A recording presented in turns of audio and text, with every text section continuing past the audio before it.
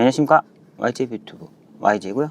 여전히 인프라의 정석 하고 있습니다. 지금은 7번째 시간이고요.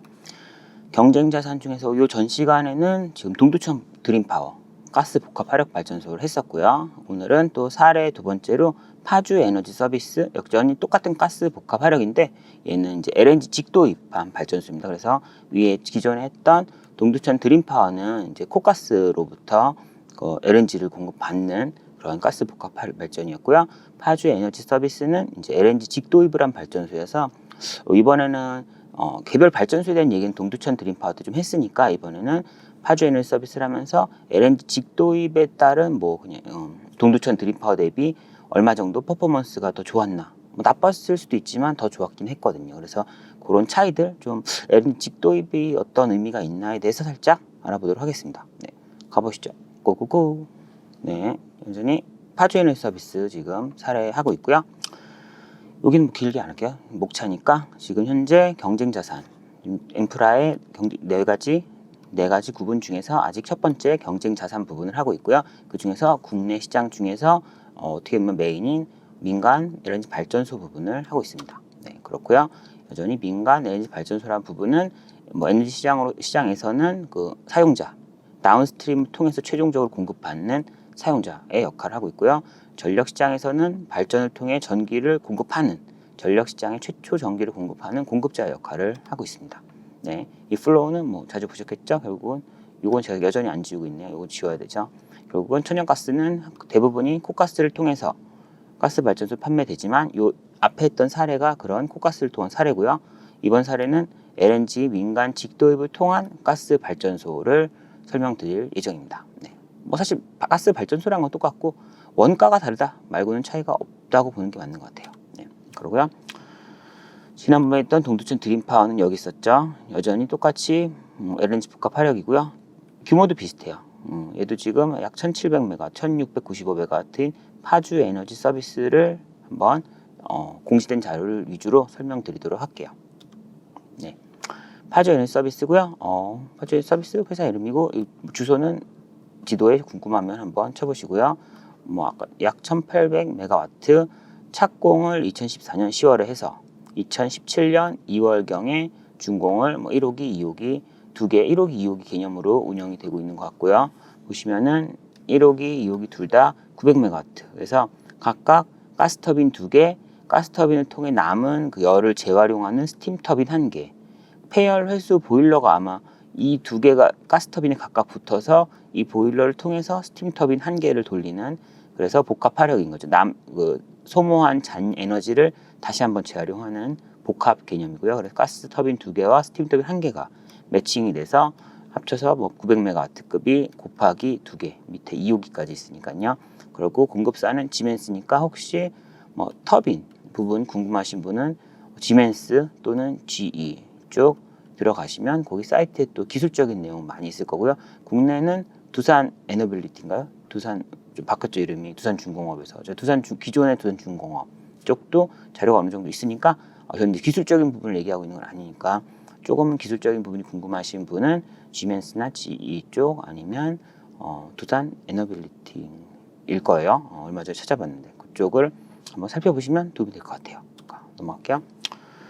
사업개요. 그냥 다트 공시 자료에 있던 내용들이고요. 파주 에너지 서비스는 2011년에 해당 법인이 설립됐겠죠. 아까 2014년에 착공을 했다고 했으니까 그 사이에 2014년까지가 인허가 기간이었나 보네요. 그리고 주주는 SK E&S가 51%. 이거는 어떤 분야 SPC 만든 것 같아요. 실질 법인은 또 이 안에 따로 주주로 있겠죠. 어쨌건 이놈이 49%니까 5대5가 아니라 51대 49니까 얘가 실질적으로 컨트롤하는 거죠.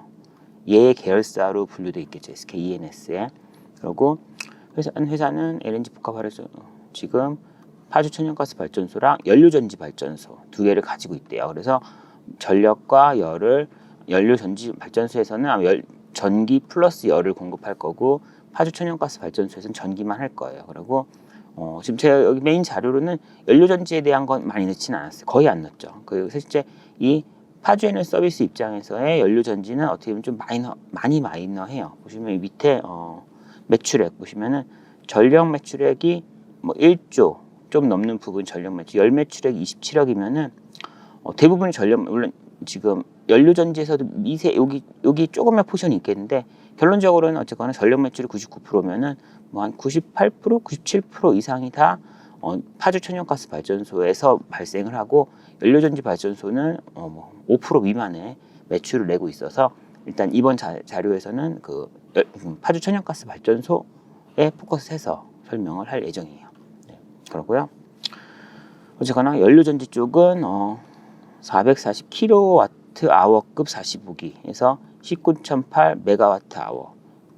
저기 용량이 다르죠. 지금 1,820 MWh랑 이 정도면은 한 100배 차이 나나요? 그렇죠? 그렇고요.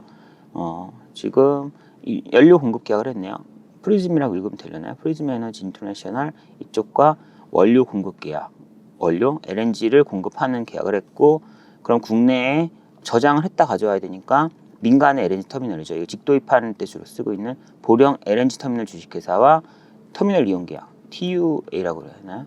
그죠? 터미널 유세지 어그리먼트, 유즈 어그리먼트, 어쨌거나 터미널 이용 계약을 체결해서 결국은 미드스트림을 통해서 지금 원재료 LNG를 코가스가 아닌 이 방향을 통해서 직접 공급해서 원가 경쟁력을 확보하고 있다라고 하고 있어요. 뭐 이 부분에 대해서는 현재로서 원가 경쟁이 있는데 무조건 직도입하면 무조건 싸다. 코가스는 뭔가 큰 기업이니까 무조건 비싸다는 아닐 거라고 저는 생각을 해요. 근데 현재는 어쨌거나 직도입이 훨씬 싸다고는 알고 있어요. 예. 뭐 그렇게 알고 있고 뒤에 한번 설명을 다시 드릴게요. 그리고 현재 포션이 이렇죠. 그래서 99%를 전력 매출액을 의존하고 있다. 그러고요. 쭌 넘어갈게요. 그래서 이제 원재료 관련 부분은 이게 제일 궁금했거든요. 직도입했으면 무슨 이득이 있을까? 그래서 일단 다트 공시를 보면은 LNG를 공급하는 프리즘 에너지 인터내셔널이 어쨌거나 지금 98%를 99%, 100% 옛날 9기부터 이게 아마 2021년이겠죠. 2019년부터 보면 거의 한 99%, 98, 99%를 다 프리즘 에너지 쪽에서 사오고 있어요. 이 얘기는 제가 알기로는 남은 2%는 아마 그 연료전지 쪽, 연료전지 발전소한테 천연가스를 공급하는 게 코어 에너지 써 있네요. 도시가스를 공급하니까 그쵸? 합치면 100이잖아요. 연료전지가 준공한 지가 얼마 안 됐나 보죠. 아마 2020년쯤에 아마 준공이 됐으니까 매출액 기준 연료전지 쪽은 직도입하는 LNG 쓰지 않고 코어 에너지 서비스를 통해서 도시가스를 받아 쓰고 있어서 그쪽 부분 빼고는 어쨌거나 전부 다 직도입하고 있다라고 보는 게 맞는 것 같고요. 그래서 직도입 단가가 나와 있더라고요. 연 평균이어서 사실은 완전히 이렇게 다이다이 1대1로 비교하면 안 되겠죠. 왜냐하면 하절기, 동절기, 평시 단가가 다를 거예요. 어쨌거나 그거의 가중 평균이 한 1년 평균이 지금 나와 있고요. 어떤 기가줄이라는 단위, 어떤 일정 단위 기준의 원인데요. 그러면은 그 원만 얘기하면은 2019년에는 1,948원, 그리고 그다음 2020년에는 8,486원, 그리고 11기 2021년에는 12,389원에 도입을 했어요. 파주에는 서비스가. 그렇다면 코가스, 한국가스공사는 항상 요금을 공시하거든요. 코가스의 그 발전소에 공급하는 도매 요금은 얼마였을까로 코가스 홈페이지 들어가시면 돼요. 들어가서 뒤져보면은 일단은 요건 제가 근데 이게 지금 평균을 내야 되잖아요. 단가가 뭐 2021년 이때도 뭐 예를 들어 1월 1일도 있고 5월 1일, 7월 1일, 12월 1일 다 있으니까 그냥 7월 1일 중간값 7월 1일 나온 동절기, 하절기, 평시를 그냥 더해서 3분의 1로 나눈 단순 평균이죠. 왜냐면 동절기가 또 몇 개월이 다를 수도 있는데 그렇게 안 했어요. 그냥 동절기, 하절기, 기타 3개 요금을 더해서 3분의 1로 나눈 그냥 단순 평균이에요. 그래서 그걸로 하면은 15,000원, 이쪽은 만원, 이쪽은 12,000원 해서 보면은 13%, 20%, 18%더 싸다는 거죠. 그러니까 이 정도가 마진이 더 생기는 거죠, 사실은. 마진이 더 생기는 것도 있고 원료값이 싸니까 그 변동비가 싸면 어떻게 보면 그 메리도더 이 순서에서 훨씬 앞쪽에 있기 때문에 발전소를 조금 돌릴 때도 내 발전소는 당첨이란 말이 맞을지 모르겠지만 훨씬 많은 가동률을 보여요. 동일한 효율을 가진 발전기를 가지고 있는 두 개의 발전소가 있어도 얘가 원료비가 훨씬 싸고 얘가 원료비가 비싸다면은 결국 변동비가 싼 발전소를 더 우선해서 돌리는 현재 그 CBP 코스트 베이스드 풀 방식에서는 어쨌거나 이용률, 가동률은 월등히 높을 수밖에 없죠. 파주에는 서비스가. 그러니까 한 18%, 20%더 싸게 동일 전기를 생산하다 보니까 더 전기를 뭐 예를 들어 새벽 같은 덜 생산할 때도 얘는 채택될 수가 있는 거고 비싼 발전소는 피크 타임 때 위주로 주로 돌리게 되겠죠. 네, 그렇게 될 거고요. 연료를 많이, 그러니까 사람들이 많이 쓰게 되는 시간에는 뭐 울며 겨자 먹기로 비싼 거 쓰지만 연료를 많이 안 쓰는 시간에는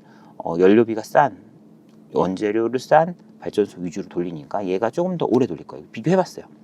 결과를 아니까 제가 이런 얘기 한 것 같은데 이 바로 전 시간에 했던 동두션 드림파워 LNG를 코가스로부터 공급받는 녀석이고요. 파주 에너지 서비스가 지금 하고 있고 직도입해서 아까 약 20% 싸다고 했죠.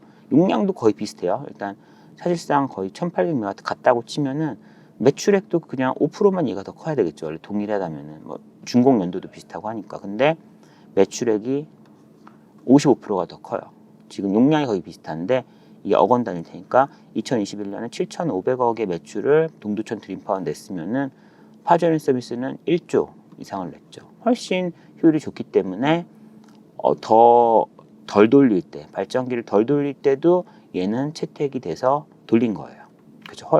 뭐 그렇기 때문에 훨씬 매출액이 많이 올라간 거죠. 55% 정도 올라갔고 그 결과가 결국은 돌렸을 때 이제 어차피 돌리다 보면 결국은 매출액 대비 에비타가 실제적으로 현금 흐름 생성 능력이잖아요. 보통 공부하면은 EV 에비타나 이런 거 얘기할 때는 소유한 회사, 내가 컨트롤하고 있는 회사의 이익 창출력 이런 부분은 에비타를 많이 보죠. 현금 창출력 그리고 내가 그냥 소액 주주 1%짜리 2% 주주 0.01% 주주면 에비타 다 필요 없고 그냥 배당률, 뭐 배당금 추이 뭐 이런 게 좀 당기 순이익도 중요하죠. 그런 게 중요한 거고 내가 이 회사를 컨트롤한다의 개념에서는 이 현금 흐름을 다 배당할 수도 있지만 또 회사 내부에 재투자할 수 있는 그 의사결정권은 내가 갖고 있기 때문에 저희가 갖고 있지는 않아요. YG가 갖고 있는 게 아니라 어쨌거나 이런 대체 투자 쪽 입장에서는 어쨌거나 좀 컨트롤한다의 관점에서 일단 보는 경우가 많으니까요. 그러니까 이렇게 보게 되는 거고요. 그래서 에비타가 결국 현금 창출 능력이 훨씬 많죠. 1,700억, 얘는 1,100억. 그래서 53% 거의 뭐 똑같은 거죠. 더 많이 돌린 만큼 더 많은 에비타를 냈고 뭐 그거 대비 에비타 비율은 비슷하죠. 15점 몇 프로인데 에비타 비율이 비슷하다 한들 매출액이 둘 다 15%의 에비타를 내도 매출액 자체가 50% 많으니까 50% 많은 에비타를 보이고 있어요. 그래서 그렇죠. 용량이 같은데 원재료 직도입했다고 해서 용 차이가 나오는 거고요. 근데 이게 좀 그냥 말로만 좀 설명드리면은 뭐 코가스가 큰 기업이어서 뭐 뭔가 프로세스에 비합리가 많아서 연락 비싸다 이런 건 저는 아니라고 알고 있고 오히려 세계 1위 그때 코가스 홈페이지에서 보니까 세계 1위의 매수 주체라고 전 봤거든요. 자료에서는. 왜냐면 그렇죠. LNG라는 건 액화에서 가니까 섬이나 우리처럼 북한이 위에 있어서 직접 파이프라인으로 올 수 없는 국가들은 LNG로 오고 사실은 결국은 액화했다 다시 기화해서 어차피 쓸 거면은 보통 직접 산지랑 연결돼 있는 사실 러시아랑 싸우고 지금 러시아로 공급받을 수 있는 동유럽, 서유럽은 파이프라인으로 직접 그러니까 액화 안 하고 그냥 그대로 공급받으면 훨씬 싸거든요. 뭐 미국도 셰일가스든 모던에서 천연가스 나오니까 액화 안 하고 직접 쓰죠. 걔네가 훨씬 싼 거고 저희는 비싼 LNG를 쓰는데 비싼 LNG 주로 쓰는 거는 한국, 일본 그리고 뭐 유럽의 일부 이런 나라들이어서 저희는 어쨌거나 각각의 여러 개의 매수 주체가 있는데 우리나라는 코가스 단일에서 모든 걸 사니까 거의 결국은 글로벌 매수 주체치고는 되게 큰 바잉 파워를 가지고 있는 업체죠. 근데 덤탱이 있어서 연락이 있었다는 건 아닌 것 같고 바잉 파워가 있어서 어느 정도 합상 권력이 있지만 제가 알고 있기로는 요즘에는 이제 그 구매 단가 기준을 바꾸고 있다고 알고 있는데 장기 계약이 믹스돼 있어서 좀 아직 여전히 전체 평균이 크게 바뀌지 않았지만 코가스의 구입 단가는 제가 알기로는 뭐 일본의 석유 어떤 기준 가격과 연동돼 있다고 들었어요. 그러니까 천연가스임에도 불구하고 어떤 석유의 가격 지표 플러스 스프레드로 연동이 돼 있어서 그게 실제 천연가스 가격 흔들림보다 예를 들어 천연가스가 50% 하락했는데 석유 그 지표가 30% 하락했다면은 어쩔 수 없이 우리는 50% 하락한 가격이 아닌 30% 하락한 가격에 사는 거죠. 비싸게 사게 되겠죠. 근데 다시 해서 올랐어요. 예를 들어 천연가스가 50% 올랐는데 석유 관련 지표는 20% 올랐다. 그러면 사실은 싸게 살 수 있는 경우의 수 나오는 거예요. 두 개가 서로 다른 리스크 팩터를 가지고 있는 아니면 서로 다른 변동성을 가지고 있는 지표이기 때문에 뭐 둘 중에 한 놈이 원래 더 우위가 갈 수 있고 한 놈이 그러니까 안 좋아질 수 있는데 현재는 어쨌거나 중장기적으로는 현재까지는 코가스 구입 가격이 더 비싸고 직도입이 더 싼 상태예요. 그런데 이제 영원히 이렇다라고 할 수는 없어요. 뭐 더 슬림하니까 직도입 훨씬 싸다 이런 거보다는 일단은 그 바잉 파워도 저쪽에 더 있지만 거래 지표가 서로 다르기 때문에 그거의 현재 상태가 움직임이 달라서 차이가 나온다라고 보는 게 맞는 것 같아요. 네, 그러고요. 세부에 들어가면은 파전의 서비스 가동 시간도 이런 게 있죠. 보면은 전력 부분은 요거 위주로 한다면은 뭐 한 이 정도 일시백 1890 기가와트 아워를 돌린대요. 그런 개념이고요. 가동률은 보려면은 가동률은 지금 이 가동 가능 시간이 8760시간. 이게 이제 그 1년 내도록 다 돌리면 이거죠. 365일 동안 매일매일 24시간을 돌리면 8760시간이 나오고요. 실제 가동 시간은 8049시간. 91.88%라는데 제가 알고 있기로는 실제 91.88%에 돌려서 발전을 한 건 아닐 거예요. 보통은 LNG 발전소가 뭐 매년 다르겠지만 한 40%에서 60% 정도 실제 돌릴 거고 40% 미칠 수도 있지만 거고 이게 아마 이 90%라는 거는 CP를 받을 수 있는 내가 내일 저는 하루 종일 돌릴 수 있어요 하는데 실제 돌리는 건 아니야 너는 효율이 안 좋으니까 뭐 5시간만 돌려 이렇게 낙찰을 받지만 돌릴 수 있어요 라고 말한 거에 대한 레디만 가능한 상태에 대해서는 용량 요금을 받을 수 있죠. 그리고 실제 돌렸을 때는 에너지 페이먼트 EP도 받고 이 두 개가 요금 체계이기 때문에 레디만 해서 CP를 받을 수 있는 베이스가 제가 생각에는 91.88%인 것 같아요. 그래서 1년 365일에 91.88% 정도가 항상 돌릴 수 있는 준비 상태이기 때문에 그거의 베이스로 CP 요금을 받을 거고 실제 돌리는 걸로 또 EP를 받을 거라고 생각돼요.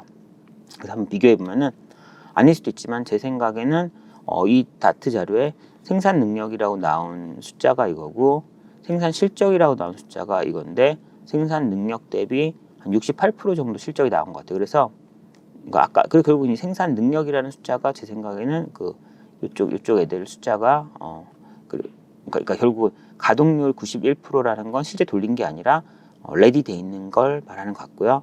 실제 돌린 거는 68%이 녀석이 맞는 것 같아요. 근데 이제 이 모수가 365일에 뭐 100% 기준인지 아니면 아까 이 실제 가동 시간인 8049시간 베이스에 68인지는 제가 그 모수를 좀 추적하진 않았어요. 어쨌거나 얘는 실제 돌린 게 뭐 한 68% 그리고 실제 모수가 만약에 좀 다르다 하면은 뭐 한 60% 초반까지 내려가긴 했죠. 어쨌거나 얘는 한 60%대 정도의 실제 돌리는 발전 가동률을 보이고 있을 거고 레디할 수 있는 거는 한 92% 정도 되는 수준이죠. 그런 거고요. 예, 여기서 보지 않았지만 아까 파주에너 서비스 이게 효율이 좋으니까 지금 60%대가 나오는 거면은 뭐 다른 애들 직도입하지 않았던 애들은 뭐 50%, 40%대 더 덜 돌리겠죠. 더 변동비가 비싸니까 그런 거고요. 이제 리스크 부분 한번 볼게요. 좀 재무제표나 이런 부분은 이 앞에 거에서 봤으니까 재무제표 부분은 보지 않았어요. 혹시 그런 게 궁금하면은 이 앞에 거 했던 사례 1을 좀 참고해 주시고요. 사례 2는 좀 다른 내용들 뭐 있나 봤어요. 이자율 위험. 해당 회사는 이자율 위험이 있대요. 현금 흐름 그러니까 지금 변동 이자율로 차입된 차입금으로 인해서 현금 흐름 이자율 위험이 있대요. 이거는 뭐예요? 우리가 1,000억을 빌렸어요. 빌렸는데 변동금리면은 1,000억의 금리가 뭐 지금은 5%일 수도 있지만 6%, 7%, 8%로 올라갈 수 있잖아요. 그렇죠? 물론 내려갈 수도 있어요.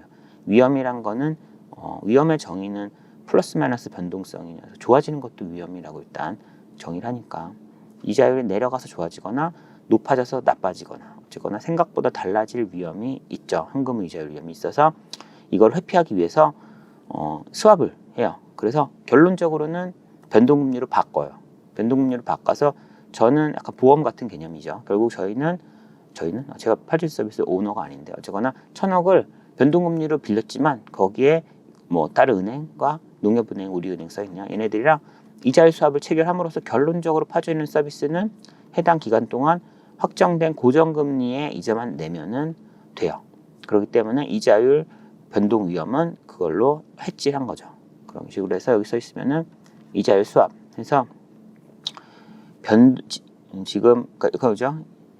이자 지급에 그러니까 지금 파주에너 서비스는 변동 위험을 그러니까 결국은 고정금리, 고정적인 얼마를 내면서 변동금리, 내가 은행에 줘야 될 변동금리, 그러니까 대주한테 줘야 될 변동금리를 농협은행한테 저는 고정금리를 꼬박꼬박 똑같은 금리를 주고, 농협은행은 변동금리 기준으로 올라가면 올라간 금, 내려가면 내려간 금리를 나한테 주면 난 이걸 받아서 PF 대주단한테 그대로 변동금리를 주면 되죠. 그러니까 저희는 사실상 결국 내가 내는 건 고정금리인 거죠. 그렇죠? 변동금리 받아서 매칭해 주면 되니까. 그래서 금리 리스크, 금리 변동, 금리 상승에 대한 리스크는 이걸 해지를 했어요. 그리고 추가적으로는 그럼 고정이자율로 발행된 차입금은 공정가치 이자율 위험이 있어요. 어떻게 보면 회계적인 총 부채 가치가 변동된다. 그러니까 받을 위험이 있네. 예를 들어 1,000억을 빌렸고 1,000억을 5% 이자율에 빌렸어요. 근데 1,000억 금리가 내려가서 1,000억이 지금 빌리면 1,000억 4%로 빌릴 수 있는데 하면 사실 결론적으로는 할인율이 4%가 돼서 그 부채의 가치는 내가 5%씩 내고 있는 1,000억의 가치는 1,000억이 아니라 1,005억일 수 있어요. 내가 지급해야 될 가치는 금리가 내려갔을 때 난 더 시장보다 더 많은 금리를 지급하고 결론적으로 저는 예를 들어 1,000억에 5%의 대출을 저는 확정적으로 했어요. 이미 대출했어요. 근데 시장 금리가 4%가 되면은 사실은 1,000억을 4%를 빌릴 수 있는 저는 5%에 빌렸잖아요. 그러니까 더 많이 주고 있기 때문에 그 공정 가치는 1,000억이 아니라 뭐 1,010억이 될 수 있어요. 근데 부채 쪽에 1,010억이 된다는 얘기는 안 좋아지는 거죠. 회계적으로는. 근데 제가 5%에 빌리고 있는데 6%가 됐어요. 그러면은 1,000억을 6%에 빌려야 되는데 1,000억을 5%에 빌렸잖아요. 땡큐죠. 그럼 저의 1,000억 갚아야 될 원금 가치는 회계적으로는 뭐 990억 이렇게 내려갈 수가 있어요. 공정 가치, 페어밸류라 그러죠. 이게 모수가 바뀔 수 있는데 결론은 바뀌든 말든 어차피 내가 지급해야 될 이자는 똑같고 원금 똑같기 때문에 그 도중에 이걸 조기상 뭔가 거래하거나 사고 팔지 않는 이상은 사실은 공정가치 리스크는 그냥 회계적인 보여주는 리스크인 거지 실질적으로는 그냥 저는 고정금리를 계속 내고 만기에 원금을 상환하면 돼요. 그런 개념이죠. 그래서 그런 개념이에요. 그래서 공정가치 이자율 위험이랑 어쨌거나 그래도 중간중간 연도마다 회계적인 재무제표 상의 변동성은 얘 때문에 발생이 돼요. 보시면은 2021년 경우는 사채 차입금 중에 고정금리가 이거겠죠. 얘네들의 장부가는 이건데 공정가치는 더 많아요. 부채 쪽이죠. 줘야 될 돈이 더 많은 것처럼 계산이 돼요. 이 얘기는 이때 고정금리가 2021년이니까 금리가 낮았을 거예요. 그래서 우리가 대출한 고정금리보다 시장금리가 더 낮았어가지고 어떤 공정가치 개념, 내가 회계적으로 산정해본 지급해야 될 금액은 더 늘어난 거예요. 결국은 시장보다 우리가 비싸게 빌린 거니. 근데 2022년은 또 반대겠죠. 지금 금리가 미친 듯이 올랐죠. 그러면 고정금리 이거 장부가의 공정가치는 아마 더 낮은 금액이 오른쪽에 써 있을 거 회계적으로 이득을 본 것처럼 나올 거예요. 하지만 뭐 실질적인 그 이득이 발생한 건 아니죠. 어쨌거나 그런 느낌 위험이 있고요. 그렇기 때문에 연동되는 건 아까 변동금리는 사실상 고정금리로 바꿨잖아요. 그러면 그 녀석도 똑같이 공정가치 이자율 위험이 또 발생해요. 왜냐하면 결국은 저희는 고정금리를 내는 거니까. 그래서 아까 변동금리를 고정금리화한 거에서 다시 한번 거기에 연동되는 공정가액의 변동성이 있어요. 그래서 지금 변동금리를 고정금리화 했더니 거기서 여전히 또 고정금리니까 사실상 넌 공정가액에 플러스 마이너스가 있고 2021년은 어쨌거나 마이너스인 상태니까 얘도 마이너스가 있다. 그래서 전체적으로는 저희는 다 고정금리 대출인 것처럼 그런 공정가치 이자율 위험에만 좀 노출되어 있는 상태인 거죠. 네, 그러고요. 손익계산서 보시면은 그냥 이거는 엄청난 건 없고요. 이 재무제표는 이 전번 거 사례 1에서 했으니까 그냥 한번 볼까요? 2021년만 보면은 1조 1,000억 원을 벌었고 매출 원가는 1조고 그 중에 실질적으로 원재료 천연가스는 8,500억이고 상각 비용 이건 이제 회계적인 상각인 거죠. 기타 비용 이건 제가 못 찾았어요. 기타 비용 1,300억 엄청 커요. 그래서 도대체 기타 비용 뭐가 있지? 너무 궁금한데 일단 저의 미약한 지식으로 다트 공시자료에서 못 찾았어요 아직까지. 그래서 이건 좀 꼭 찾아보고 싶은데 나중에라도 한번 찾으면 한번 여기 올릴 수 있을까? 안 올릴 건데 올린다고 약속할 수는 없으니까 일단 찾아볼게요. 밑에 리플에 달 수는 있겠죠. 그렇죠? 이건 저도 지금 궁금해요. 너무 큰 숫자가 적혀 있는데 기타 비용의 세부적인 내용이 안 적혀 있어요. 그리고 판관 비용 적혀 있는 건 사실은 원재료 상각비 기타 비용은 매출 원가에도 붙지만 판관비에도 일부 붙어요. 대충 여기 한 9가 붙으면 여기 1이 붙는다고 해야 되나? 그래서 나중에 재무제표할 때 인건비도 여기 있는데 사람들 평균 연봉 본다고 뭐 평균 지급액 본다고 매출 원가에 붙어 있던 인건비만 가지고 사람 수로 나누면 엄청 좀 적게 나와요. 왜냐하면 판관비 쪽에도 사람 인건비가 나눠져 있거든요. 그래서 다 합쳐야죠. 뭐 회계적인 얘기인데 그런 부분 어쩌거나 저는 비용 부분 보려고 사실은 삼각비 그냥 플러스해서 에비타 계산하려고 한 거기 때문에 그냥 판관비랑 합쳐져 있던 분리돼 있던 상관이 없어서 일단 여기로 넣은 거고요. 에비타 구하는 것 때문에 어쨌거나 매출 총이익 9.1% 총이익률, 영업이익률 8.3%, 뭐 금융 비용 쭈르륵 내면은 이게 이제 금융 비용이라는 게 아마 PF 이자, 무슨 사채 이자들 그런 이자 지급액들인 거죠. 288억쯤 내네요. 결국은. 그리고 얘는 에비타가 1,767억 원. 사실상 1,767억 원이라는 에비타가 이자 지급 재원이란 걸로 보면은 단순 DSCR 1767 나누기 288 한 거는 6.13배로 엄청 큰 배율이에요. 단순 DSCR이 6배면은 이자 낼 돈의 6배만큼은 난 현금이 생성된다. 내고 나면 5배가 남겠죠. 그걸로 배당을 하던 뭐 캐펙스를 넣던 뭐 하면 될 거예요. 어쨌거나 돈이 많다. 생각보다 버퍼가 꽤 많다는 얘기를 하고 싶었어요. 네, 그리고 아마 여기는 다음 장 없을 것 같은데 그쵸? 끝났죠? 재무제표 항목에 대한 거는 사례 1을 좀 참고해 주시고요. 오늘은 어쨌거나 저는 그 직도입 부분 좀 궁금해서 이 녀석은 직도입은 진짜 어느 정도 차이가 있나 궁금해서 가지고 온 거고 아까 말씀드린 것처럼 직도입이란 단어가 무조건 싸다는 건 아닌데 일단 기준 지표가 다르기 때문에 차이점은 분명히 발생한다는 거를 말씀드리고 싶었고 현재로서는 한 20% 정도 단가가 다름에 따라 매출액의 50% 추가 발생, 에비타도 50% 정도 추가 발생 거의 비슷한 용량임에도 불구하고 그 정도의 효과가 현재로서는 있었다라는 정도로 정리하고 넘어갈게요. 네, 오늘 여기까지고요. 정말 수고 많으셨습니다. 또 다음에 봬요. 안녕.